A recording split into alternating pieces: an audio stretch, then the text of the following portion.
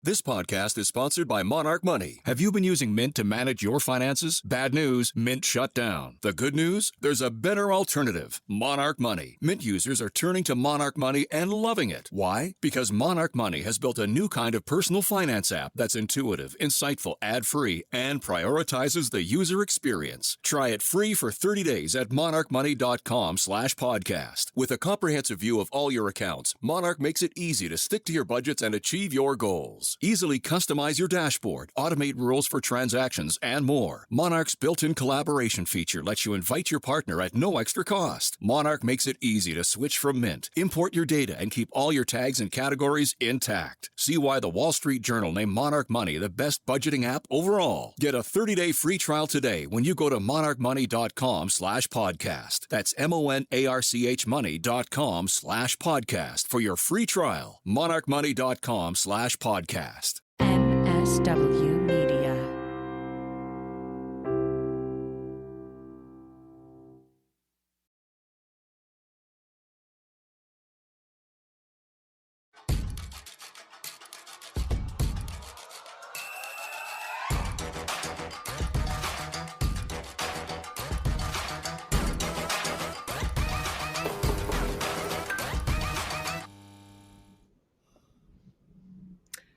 Oh my gosh. Hello, friends. Welcome to the first Feminist Buzzkills Live of 2022. I'm Liz Winstead, here with my co-hosts Moji Alo-Odale and Marie Kahn. And together, we have been exposed to Omicron 437 times since noon.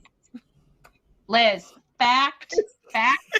Super fact. Get them while they're hot, folks. Coming up on today's show, we examine the intersections of anti-abortion extremism and the insurrectionist movement with FBK's resident expert on all things batshit, Managing Director Kat Green. And Alyssa Al-Dookhi joins me with some dope feminist life hacks that will help you level up. But before all that, let's take a look at some of the BS that's been popping this week. Woof, BS. All right. Throughout 2021, terrorism has followed the one Planned Parenthood in Knoxville, Tennessee. Last January, the clinic was shot at on the anniversary of Roe v. Wade. And New Year's Eve, a few weeks ago, it was burned to the ground. Okay, so this story of clinic violence spans the whole year. That is terrifying, Moji. Oh, yeah, it is terrifying. And we have an update. The Knoxville Police Department has called in the AFT, and they are officially investigating this as arson. What's interesting is that the fire happened about a year after an anti-abortion group called the Church at Planned Parenthood relocated from Oregon to Knoxville. So what TCAP does is hold services across from the clinic. And by services, I mean they gather dozens of people, scream at patients, make Holocaust references, and refer to the clinic as the gates of hell. So like maybe you think this sounds benign. Well, at the very first church the very first church service in front of the Knoxville Planned Parenthood, the leader, Ken Peters, he calls himself Pastor Ken Peters, he preached, "We are praying that the very fires of heaven would come against this building." So like staff and officials at Planned Parenthood had noticed an increased intensity in anti-clinic protests, basically once they showed up around like late 2020.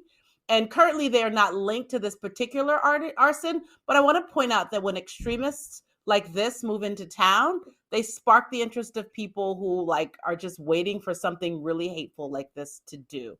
And this week, TCAP is starting this shit in Birmingham. So buckle up, Alabama.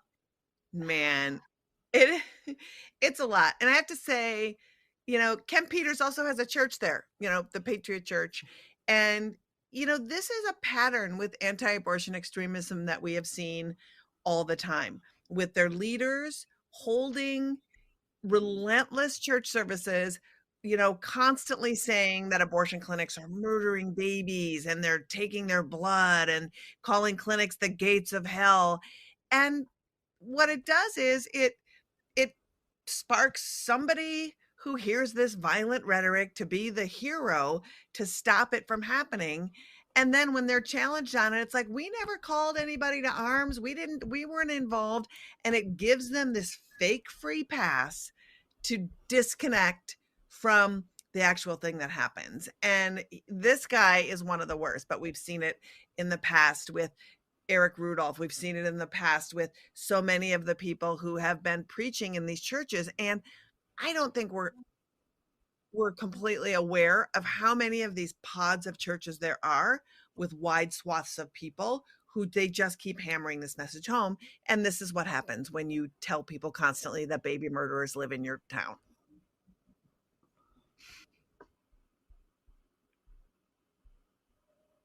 Do we lose Marie? Oh, we did lose Marie. So yeah, I'm back. Oh, hey Marie. Hey Marie. Hey. All of this makes me think, what about that patient population though? So this is Knoxville, Tennessee. This is not the hub of reproductive care, maternal care to begin with. Folks were getting to go to this clinic that was closed for construction in terms of folks coming in and seeking care over a couple of days, but folks still were coming for medication abortion care. They offered hormone therapy for LGBTQ populations in addition to the regular care that Planned Parenthood provides.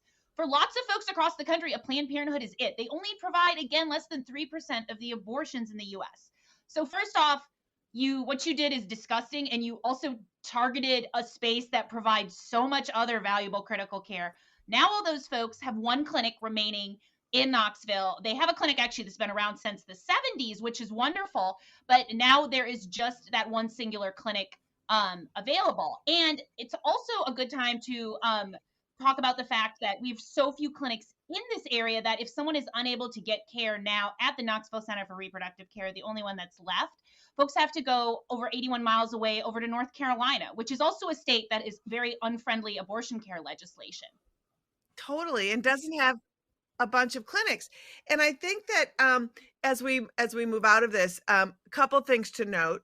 Ken Peters, who Moji was talking about, who runs this TCAP, was also in DC, gave a fiery speech the night before the insurrection. And he is really part of that. And so we're going to keep you abreast on this story. The fact that now they're investigating it as arson. And when we are looking at how this Planned Parenthood decides to move forward, if they decide that they are going to be doing fundraisers or there's ways that you can help, you can check out our social media. We will keep you updated on ways that you can help. But look out, because these zealots are everywhere. And man, were they in DC on January 6th.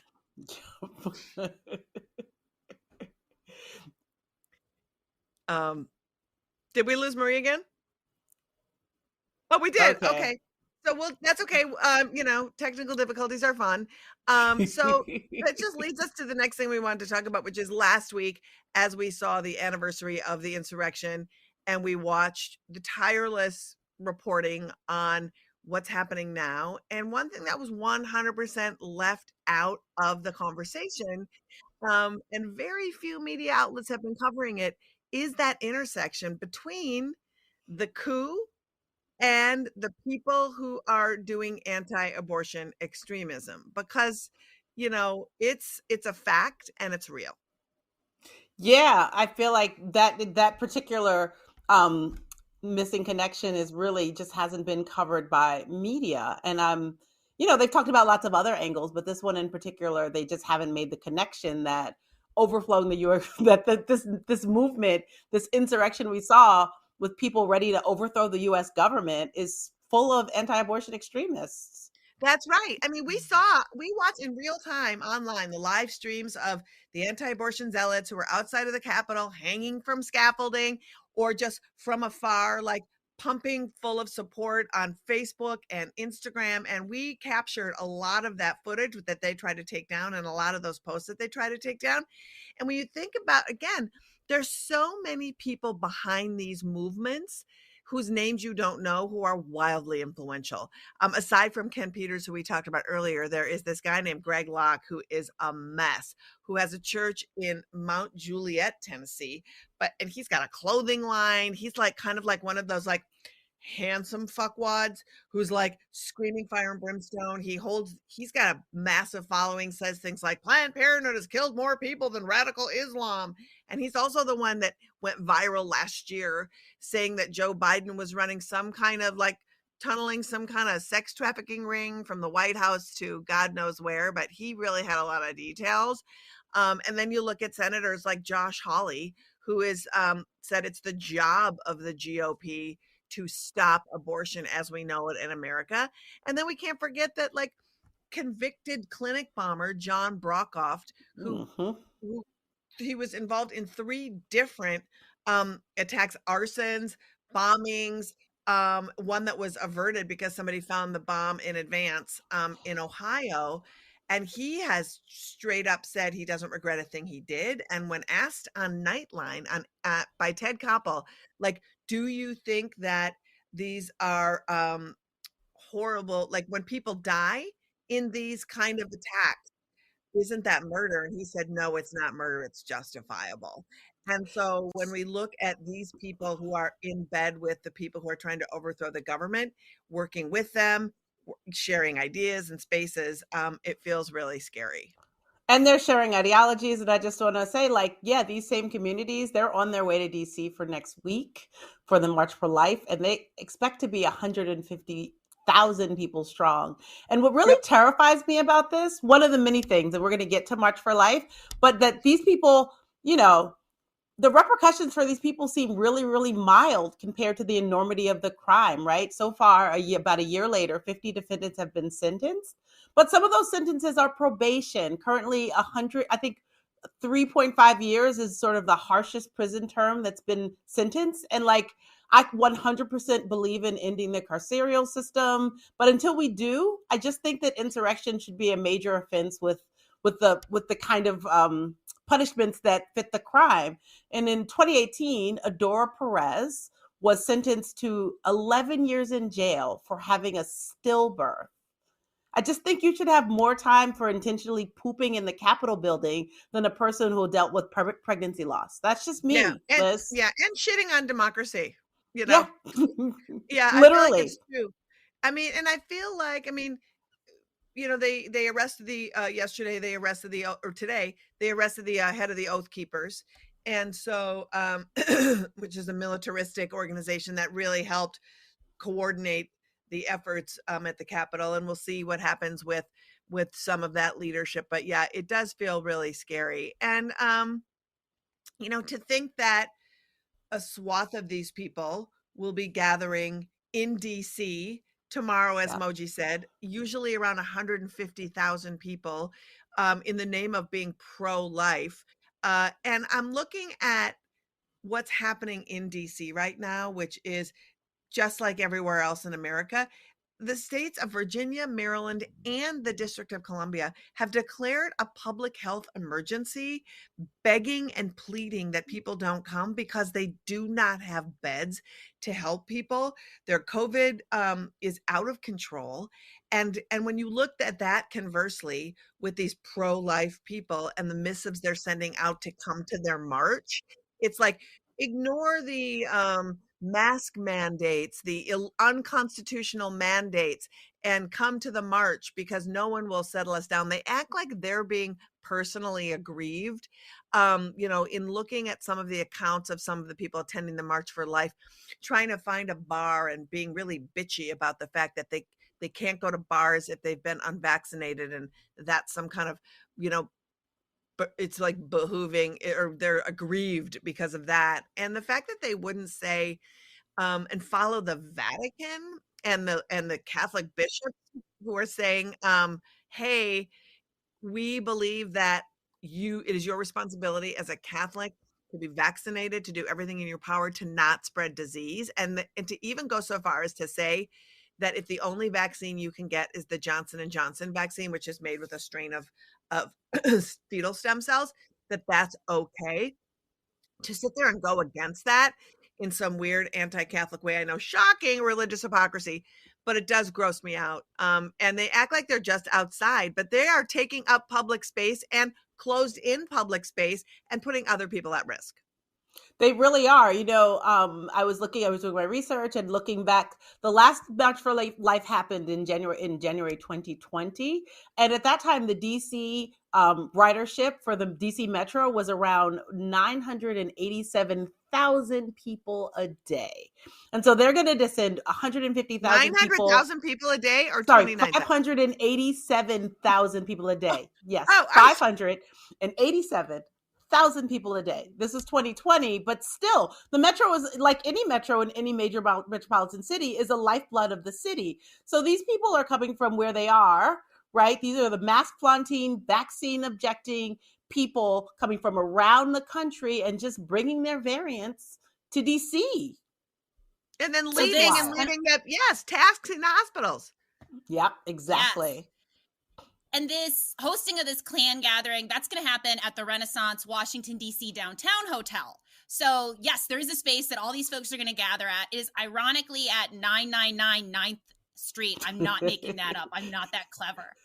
And oh my God, do you realize, Marie, room. Marie, 999 was Herman Cain's entire model for running the country when he ran for president, and Herman Cain died of COVID.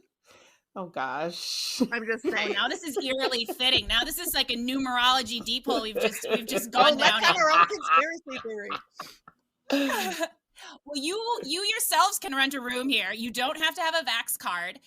You do have to have a vaccination card, though, with at least one stamp on it and a negative COVID test to use the hotel amenities. And there's a full mask mandate going on in DC now, this area that these anti-choicers are going to be invading. I do wonder if the hotel knows that this massive reservation block are going to be out there rubbing elbows and being unmasked in public. And in case you were wondered or were concerned about whether the March for Life was concerned about COVID, they are not. The communications on their website highlight how the vaccine mandate doesn't affect outdoor events. In case you all were wondering, barbecues are safe from any sort of COVID oversight, apparently. And that how those that are attending need to be in compliance with DC regulations. So again, it's not at all messaging about let's reduce the spread of COVID. It's let's not break the law. Let's be good patriots and let's get out here and protest the human right to abortion. Well, also you can apparently drink your own pee. And that's some kind of helpful thing that came out this week around COVID, which I guess maybe you should drink your pee in public because you'll never get COVID because no one will ever want to come near you. So I feel like that's something that you can think about as well. So the March for Life, and the good news is, as they gather, we are not going to allow them to let their messaging stand. And next week we're doing some special team coverage on the march. And so I'm feeling very excited that our next week's show is going to be broadcasting the March for Life live. So we'll be on Friday starting at 11:30, but we'll tell you all that later. But coming up right now is somebody who's going to tie all of these things together for us.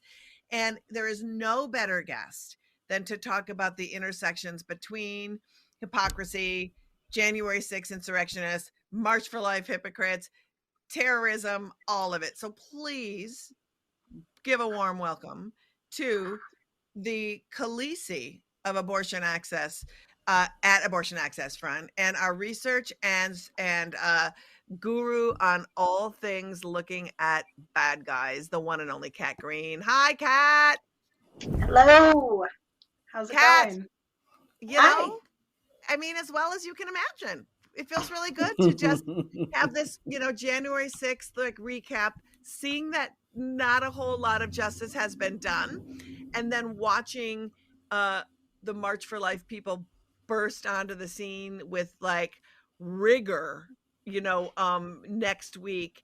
It feels just really scary. And so what we decided to do with you, since you are sort of the all-knowing soothsayer who's got everything in all the pots, we wanted to talk about some of the anti-abortion extremists that we follow, give a little bit of background on their anti-abortion stuff, and then have you help us fill in their connections to these larger white supremacy movements. Are you ready? It's sort of a game. I am ready. I'm ready to bring all the good news. Oh my God, here to bring all the good news. Well, your hair is perfect, so I feel like you brought that good news. All right, I'll kick it off, Marie. Are you cool? I'm going to kick it off. So I'm going Yeah. to kick it off with my dear friend, Jason Storms. And here you see good old Jason Storms. On the left, he's one of the scaffold hangers at the Capitol on January 6th. And on the right, there he is being helpful outside of an abortion clinic, just holding up his fetus porn. Jason Storms is the executive director of Operation Save America. If that's an organization you don't know, they are affiliated with Operation Rescue. They're affiliated with a whole bunch of other extremists. They're one of the bigger organizations. And Jason Storms and Operation Save America have called for the execution of abortion doctors. They have not denounced the clinic violence we were talking about earlier. Jason Storms believes that if you have an abortion, you should be prosecuted just like if you were Timothy McVeigh or something.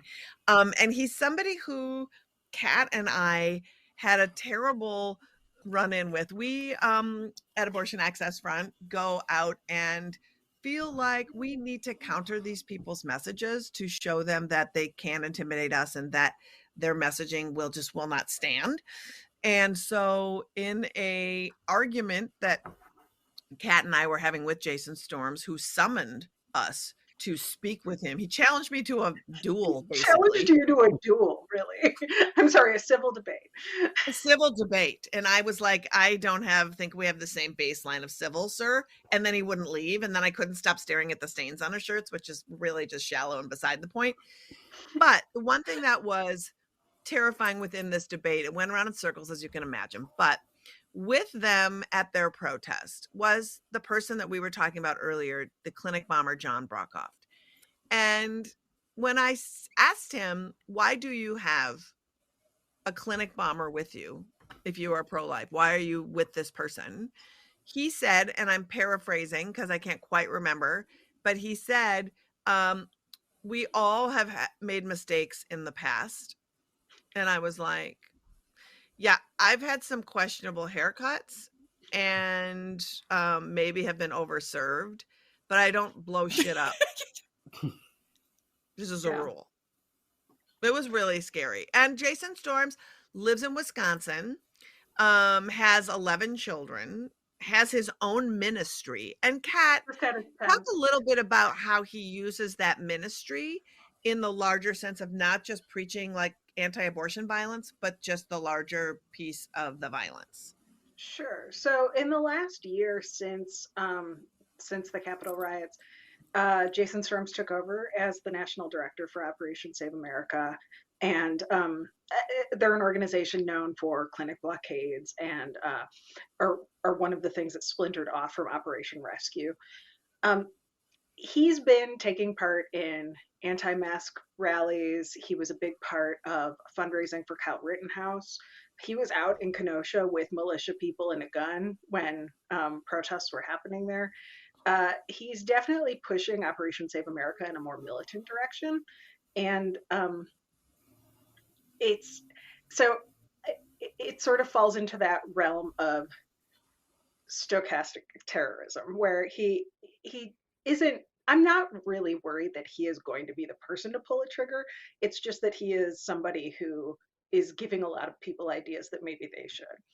You know, Kat, and I think that's sort of thematically all of these people, right? They're smart enough to understand, get the people who are feeling vulnerable, uneducated, getting their information, need a purpose, and this gives them a purpose. I will never forget, and then we'll move on to the next one. I was watching one of his online ministries, and he was literally telling the people, it is time for Christians to arm themselves because a Christian militia is what we need to do to save America. And I was terrified because it wasn't, and his manner of speaking is not necessarily yelly bombastic.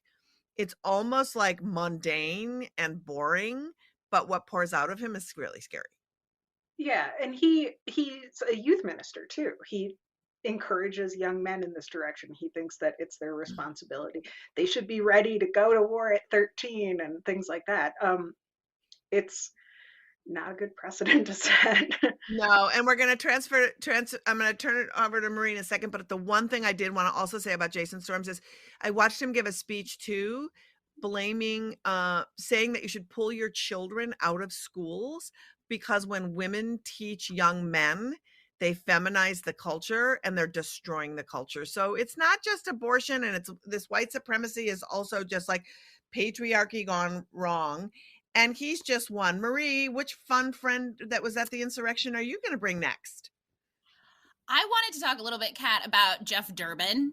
Again, someone in the theme of creating a church for using a religion for their own personal endeavors. In his case, it's to give legitimacy to the very racist and misogynistic views he has on what a pregnant person should be allowed to do with their body.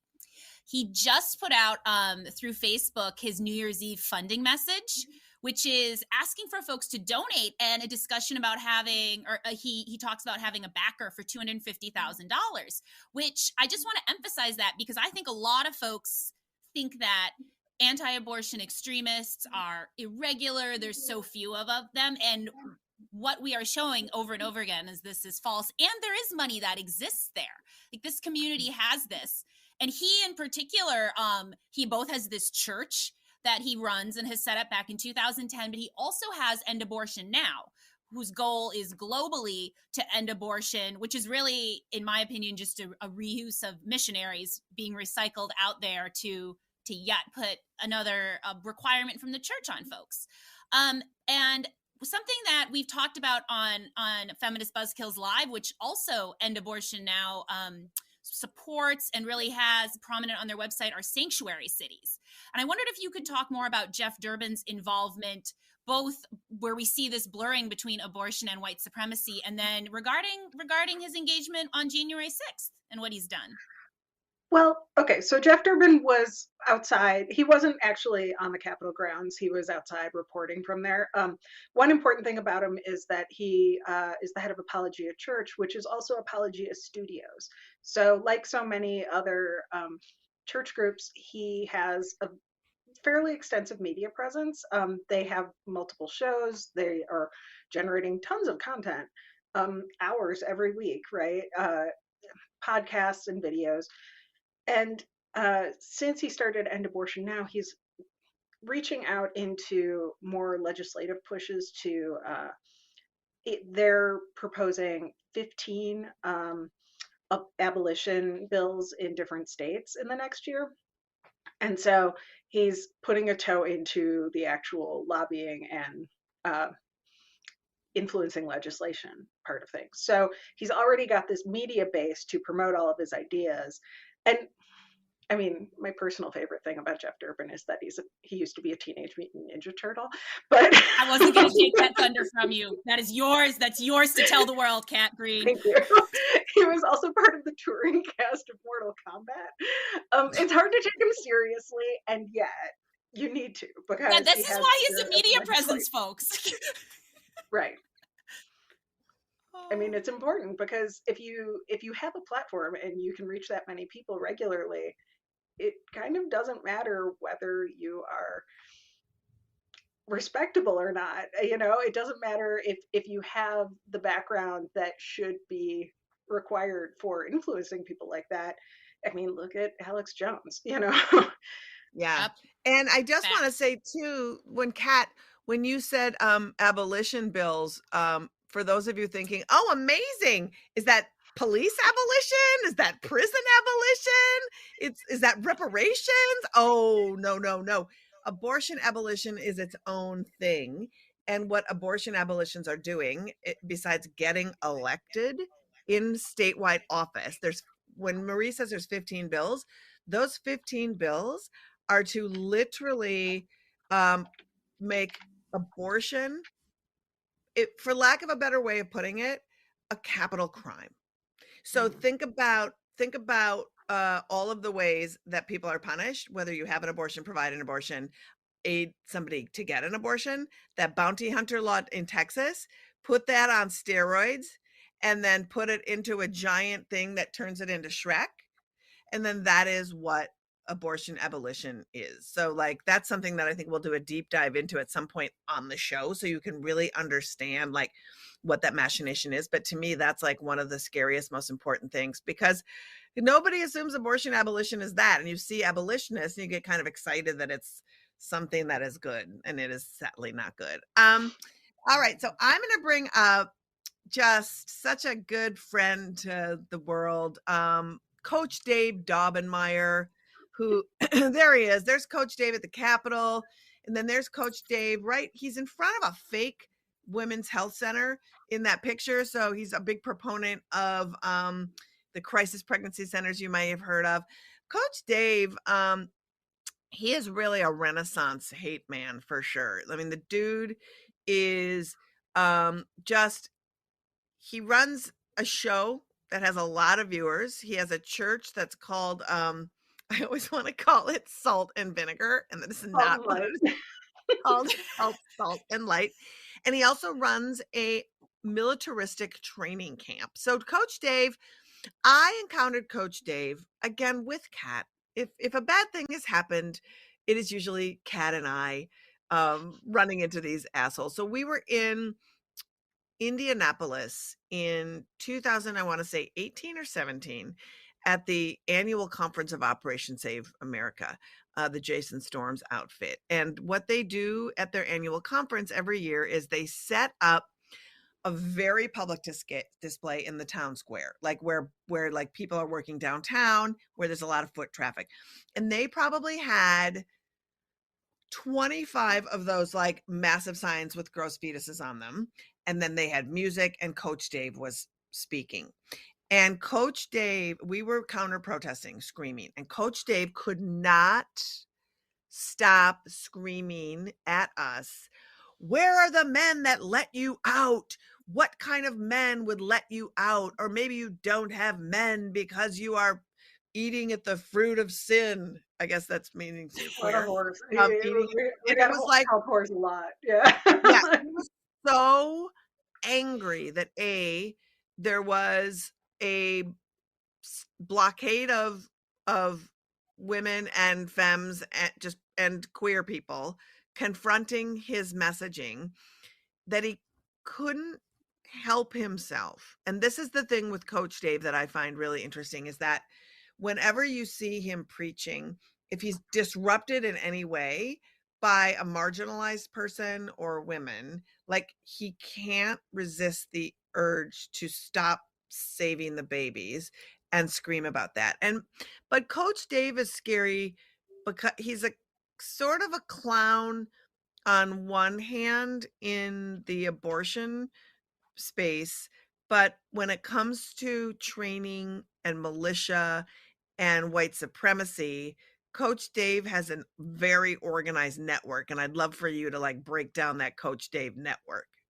I mean, so Coach Dave runs some tactical training sessions with various people around the country, different Salt and Light people who are part.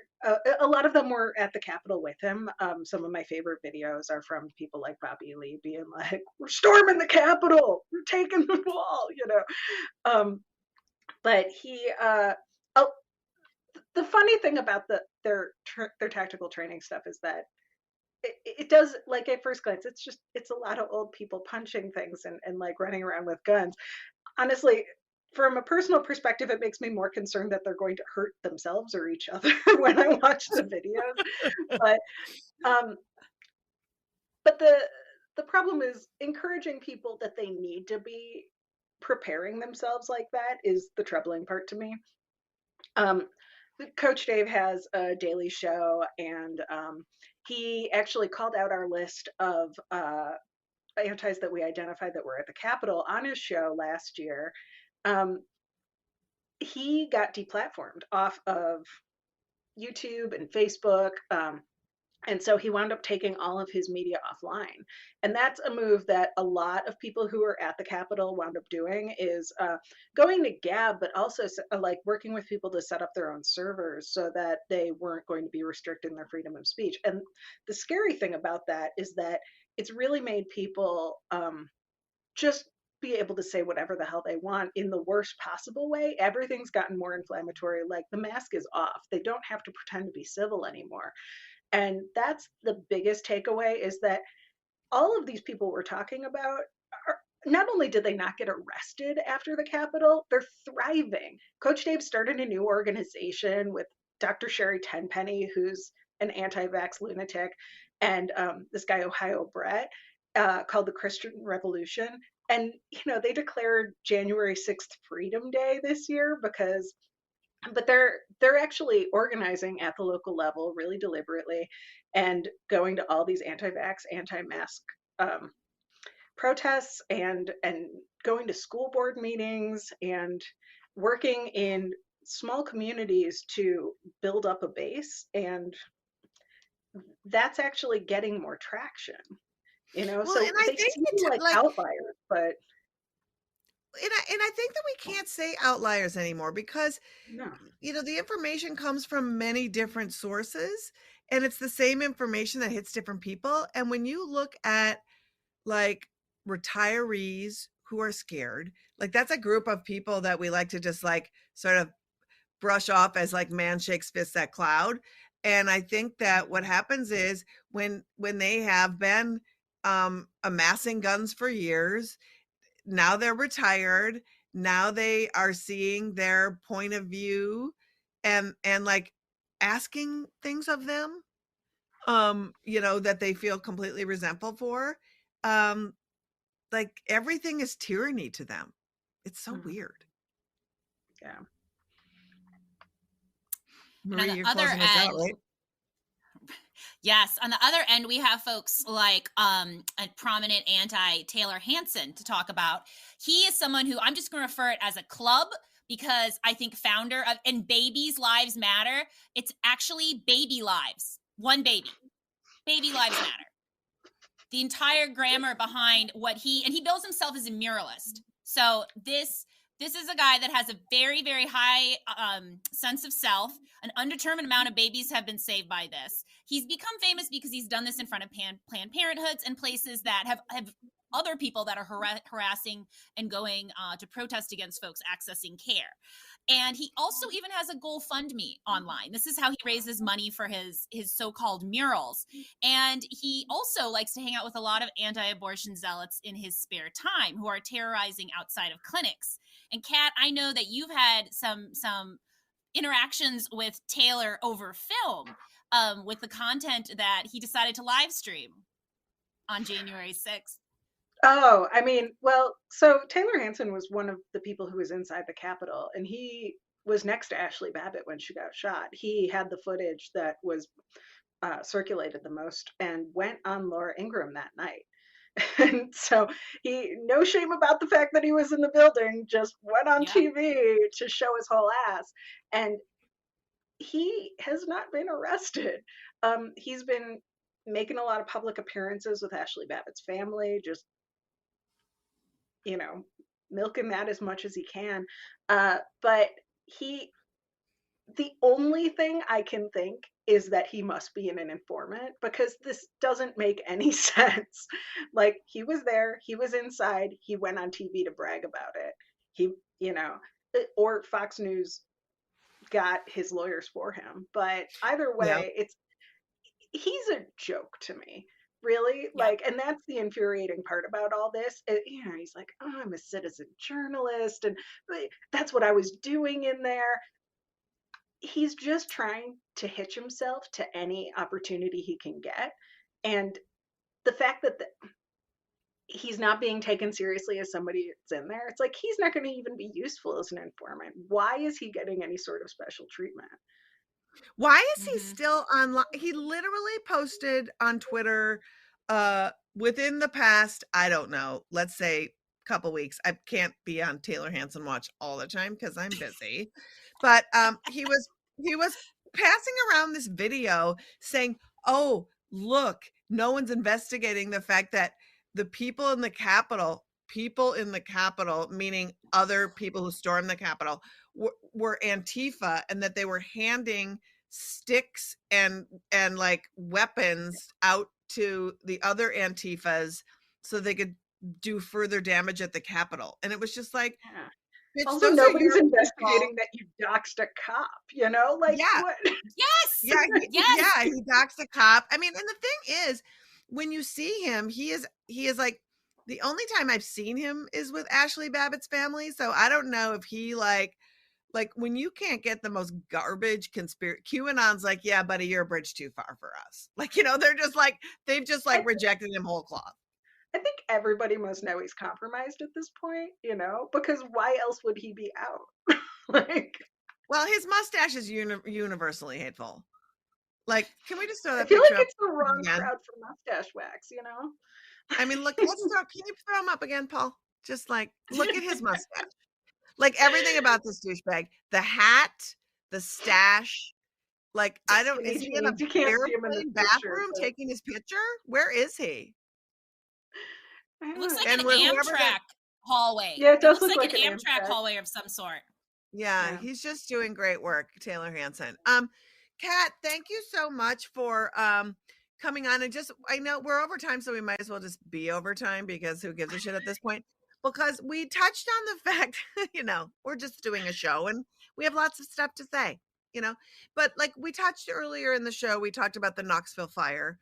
And we talked a little bit about just kind of the update on that. And Ken Peters is somebody who has been around, but really emerged in the past year as somebody who is one to watch for 2022.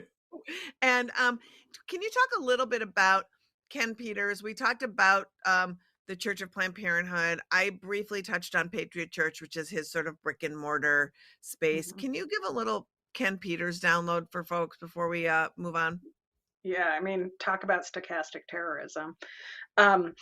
He is the head of the Patriot Church, which is a just blatantly political church. And he's made the news a lot. People love to give him a platform. Like, he's been on Meet the Press, and which I think is harmful. People Very infuriating. Normalizing that douchebag. Yeah. Really don't need to be just giving him a platform without questioning him at all, you know? And so that's been frustrating. But he started the church in Spokane and then moved to Knoxville. TCAP, the Church at Planned Parenthood, has different branches all over the country now that keep popping up new ones. He joined forces with Greg Locke a little while ago, and I know Activist Mommy was on his board at one point. But so he's been getting a bigger platform by piggybacking on Greg Locke. Artur Pawlowski was speaking at a bunch of their events. And then earlier last year, at one of the TCAP events in Salem, Oregon, they hired the Proud Boys to be their security. And shockingly, a fight broke out between counter protesters and the Proud Boys, and the police showed up and tear gassed everybody. So Ken, I think, is actually one of those people that, again, seems unstable at a glance, but has a lot of influence in terms of how many people he's reaching. You know, he's simulcasting his sermons every week, but also who he's teaming up with. He went on tour with Clegg Clark on the Reawaken America tour, and that's a whole, you know, that's Michael Flynn and Mike Lindell. Roger Stone was on it at one point. And so he's connecting himself to, and he spoke the day before the Capitol riots and was on site on January 6th. Yeah. I mean, I think Ken Peters to me is one of those people. And like when he was on Meet the Press, it was massively frustrating. Greg Locke was on CBS News. And, you know, there's a lot of conversations around what does it mean to amplify somebody versus what does it mean to hold them accountable, to let people know who they are and what they're up against. And I feel like consistently, whenever corporate media brings on someone like this, they are woefully under-researched. They have no idea the dangerous nature of these people, and they give them a pass so that at worst, they look like fringy crackpots, not understanding that like they're not just fringy crackpots. They are providing the soundtrack to the unstable people who all they want to do is be heroes and save America or the babies or whatever it is. And they will go to great lengths to do harm to people. And that's, I think that the message of like doing this segment for me is really letting folks know that that is what's going on with these people. And Kat, I want you to tell people before you go, we're not just telling you this and leaving you with information that's like, holy shit, thank you, now what do I do? You've taken a big steaming dump on my dining room table. Tell folks about the tip line and tell folks what that tip line is doing to help out clinics. Yeah, we have a tip line. So we have been collecting all this information about anti-abortion extremists for a few years now, and we are trying to organize it in such a way to make it useful to clinics. And we really want to provide a better map of the landscape of our opposition and give our clinics and other advocates a heads up when we know events are coming their way or bad actors are coming their way. Also, when there's an incident, we're collecting a lot of information about the incident whenever it happens. So if you know anything about anybody harassing clinics, we have an easy web form. You can go to antimap.org and just fill it out. You can do it on your phone. It's a piece of cake. It can be totally anonymous if you want. And most of what we're gathering is just open source information and private tips. We're vetting everything and then verifying stuff wherever we can. But yeah, we're just trying to keep people safer since nobody seems to care about keeping them safe. And the clinics have really benefited from some of these things. We've been able to give them heads ups on people like invading their clinics and doing those, like chaining themselves to chairs and preventing things from happening, being able to, make sure their cameras are turned on if they hear that there might be some bad actors in town. So I think it's really good to help people be as safe as possible. And Kat, thank you again for all your work. You are like tirelessly working to root out these people and help us amplify them. And we are eternally grateful for you. Thank you, Kat. Thanks. Thank you, Kat. You're welcome. It was so awesome. All right, guys, we're going to take a little commercial break that's full of ads for diamonds and luxury cars. Okay, no, we're not, JK. We're just going to go pee and you get to watch some of our awesome comedy videos. So BRB, in a few minutes, we will be back with some incredible feminist life hacks that you don't want to miss.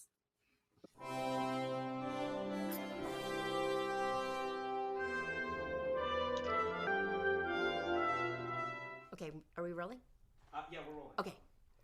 I'm Helen Hong, and I want to tell you about one of my favorite pro-life primary care physician politicians, Tennessee Congressman Scott DesJarlais. Scott has been serving in the House since 2009, a Tea Party favorite elected on his pro-life stance. He co-sponsored the Defund Planned Parenthood Act and voted for a national 20-week abortion ban. DesJarlais, aye. He's even received a 100% perfect rating from the National Right to Life Committee. So it must have been awkward when he had this conversation with his wife. Honey, I'm pregnant. Great. I'm gonna need you to have an abortion. And it must have been really awkward when he said, I'm gonna need you to have another abortion. Wait, I thought you said you haven't been drinking. I haven't. I'm stone cold sober. I haven't even touched this thing. This is true life story, and things haven't even gotten crazy yet, okay? Things got really, really, really awkward when he then told his mistress, you told me you'd have an abortion, and now we're getting too far along without one. If we need to go to Atlanta or whatever to get this solved and get it over with so we can get on with our lives, then let's do it. Everybody gets an abortion. Everyone I've knocked up gets an abortion. You get an abortion. You get an abortion. And like any moralistic politician who gets caught with his dick out, he deeply regrets his behavior. I now look back with regret on the sexual relationships I had with 2 patients, 3 coworkers, and a drug company representative.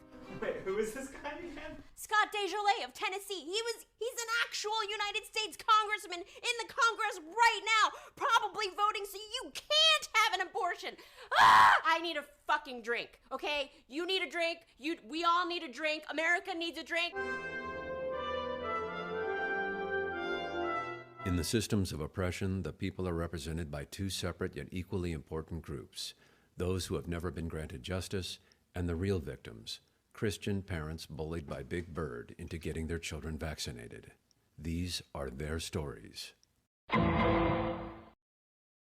You may hear a lot about hacks and hacking, and we at FBK would like to introduce you to really useful and effective hacks to optimize your life. With me to show the way is our Feminist Life Hack coach, Feminist Al-Dookhi. Alyssa, thanks for joining Hey, us. Moji. Thanks so much. It's amazing to be here today. And I have some incredible feminist life hacks to show you. The first one will make you wonder why you never thought of it sooner. There's an all too common situation where having butterfingers could result in a baby. Let me explain. There you are, waking up in a full morning glow because your one night stand left the night before. It's a miracle. You actually got sleep. You feel great. But then, you realize you may not have popped a protector on the old pecker. Oh. Ooh, been there. Yeah, haven't we all? Well, you think you're always prepared, right? You always have plan B in your drawer. You pop out the pills and then whoops, it slips right through your fingers and onto your shag carpet. The question is, are you prepared to find it? Never. I hate when that happens. We all hate when that happens. It's basically Narnia in there. Plus, whatever drops into shag legally, it belongs to the carpet now. But do not despair, Moji. We've got the feminist life hack for this very situation.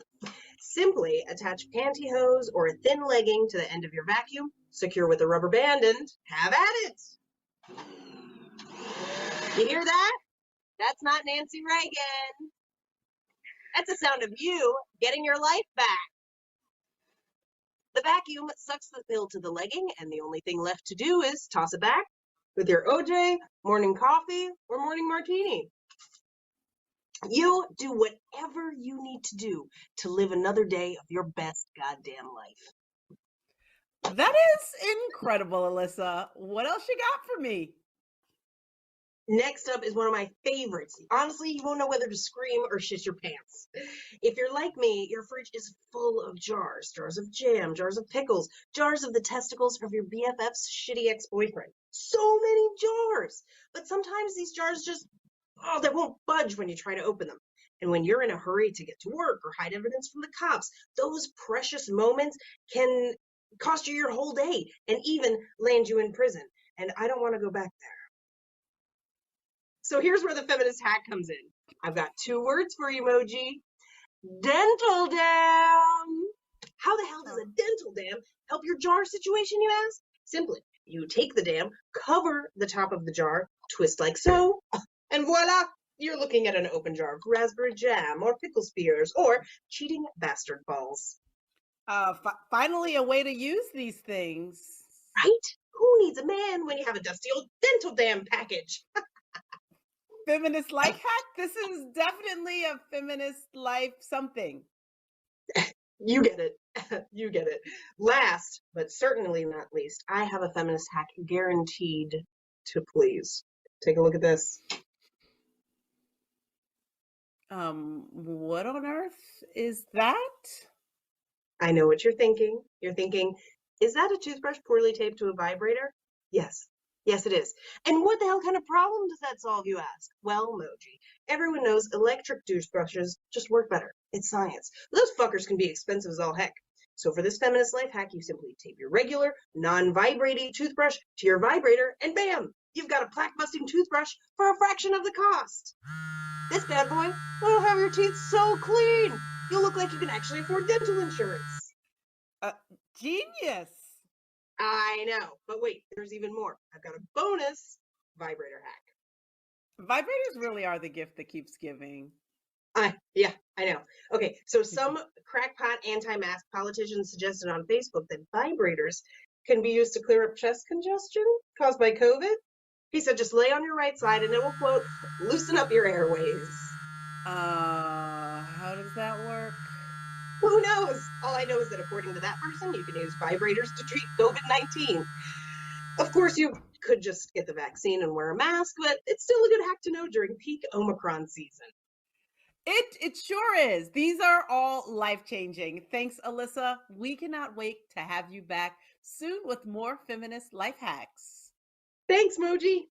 And of course, we must give a quick disclaimer. We cannot guarantee the safety or the results or the efficacy of any of these hacks. These hacks are intended for fun and for feminism, not for any cure or medical advice. We are not doctors, but we do, however, treat the symptoms and spread of misogyny. Over to you, Liz and Marie. Oh my God, I feel bad for the state of Tennessee. Like, again, that's not a drill. That is real life with some slight interpretations. Like that poor state has been through the ringer. What? Wait, what? With Tennessee's politician and his just abilities and desires to everybody have an abortion left and right. Oh my God. I was like, what is Marie talking about? Because I was talking about the Feminist Life Hacks, and you were obsessed with Scott Desjardins. There was a lot happening since we last saw each other. I know. Look, that pantyhose thing is real. You know, and now that I'm out of the, now that I use my uterus for storage, you know, I don't really need it for the Plan B, but I am going to use it for my Zoloft or my. I was like, there's other drugs, Liz. There's other drugs that are in my shag carpet, and now I'm just wondering, like, what the fuck is down there? Like, I'm going in hard with the pantyhose. Yeah, it's no, good. the pantyhose hack is pretty genius. Yeah. It was unclear about the jars because who's got old dental dams laying around? I feel like that's something you throw out with like candle stubs, but I don't know. Also, I feel like vibrators don't necessarily belong by your teeth, but you know, I like points for ingenuity. You and teeth, well, I'm impressed they turned the vibrator on too. That I was like, this is a milestone. An active vibrator appeared on Feminist Buzzkills Live. Yeah, which, you know, I think that's the less risque stuff that we've done. But anyway, I loved it. I cannot wait to see more of those life hacks. We got to go. We're about, I don't know, 30 minutes over time. So we actually did 2 shows in one, but we're going to wrap it up. So I feel like we should just say again, if you want tips, like go to the tip line again, the Kat was talking about. It's antimap.org. If you see any abortion extremists or see any violence or want to report harm, do that. And also, we do an incredible program all year long that we want you to join us in. Clinics are really in need and could use your help. So check out the wish lists of all the clinics from around the country and see if you can meet some of their needs in our Adopt a Clinic program. You just go to aafront.org/resources. And, you know, we got to go. But before we go, we got some takeaways from the show that I always love to hear what you guys took the most from. Let's start with you, Moji. What'd you take away? Oh, I think my biggest takeaway is that some people think that if the pee is warm and the grill is hot, you're totally safe from COVID. Marie? Oh God. I really need someone to clarify for me what the standard is for a mural now in 2022, because it really runs the gamut, apparently. Yeah. That was my dog. Thanks, Mr. Funk. And to that point, Marie, I really want to know what qualifies as a mustache now in 2022, because that thin ass snidely whip douche was really bad news. So I feel like that is it. But we got to wrap it up. Marie, take us away. Yes. Thank you all so much. That is our show. Thank you so much to our amazing guests, Kat Green and Alyssa Al-Dookhi. That's right. And big show note, y'all. Next week's show is at a different time and a different day, because we are coming to you live from the March for Life on Friday, January 21st at 11:30 a.m. with special guests Monica McLemore, Robin Marty, the Boom Lawyered Podmeisters, Jessica Mason-Piccolo, Imani Gandhi, and more guests. And join us next Friday in the comments and help expose the misogyny and conspiracy theories that are sure to dominate their Forced Birth Coachella. And don't forget, whenever you miss the original broadcast, or you can catch it on YouTube anytime or listen in on Podform with Thursday's episodes dropping on Sunday mornings.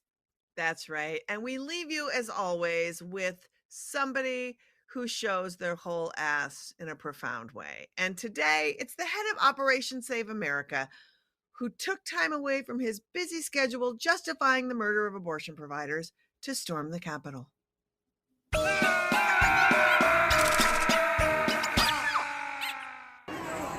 at the Capitol. A bunch of guys rushed in, got into the rotunda, overtook the building. They got tear gassed, sent out of there. So thousands more have just come into the building, surrounded the building, and have just taken it over. We're not going anywhere. Tens of thousands of us are here. We're done with the corruption coming out of this pit. The lies, the treason, the corruption. We're done with it. Revolution 2.0 going on right here. Feminist Buzzkills Live is a production of Abortion Access Front. Subscribe to our YouTube at aafront.org/FBKsub.